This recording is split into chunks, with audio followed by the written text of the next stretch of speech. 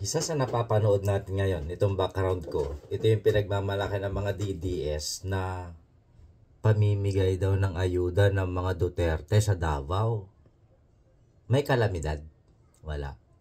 Ang pinagtataka ko kasi, pag may kalamidad, wala naman tayo napapanood na ganito. Tapos, kapag matiwasay ang panahon, namimigay sila. Sabi nila pasasalamat. Pasasalamat o panunuhol? Maya-maya, tignan ninyo mataas na naman ang survey.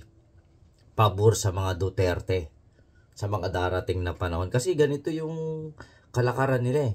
Tsaka pinagtataka ko lang, bakit may media agad?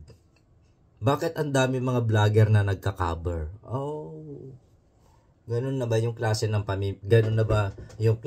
pamimigay ng pasasalamat? Dapat may vlogger, merong mainstream reporter. Ang galing talaga, no? Parang pakitang tao lang yung pamimigay at ginagamit lang ang mga Davaoenyo. Saan kaya galing yung ginagastos nila? Baka interest ng mga nakaw. Interest lang na pupunta sa taong bayan, samantalang yung kapital nasa kanila pa rin pangangalaga. Ang galing naman. Nakakatuwa naman ang pagtulong ng mga Duterte na pakitang tao lamang.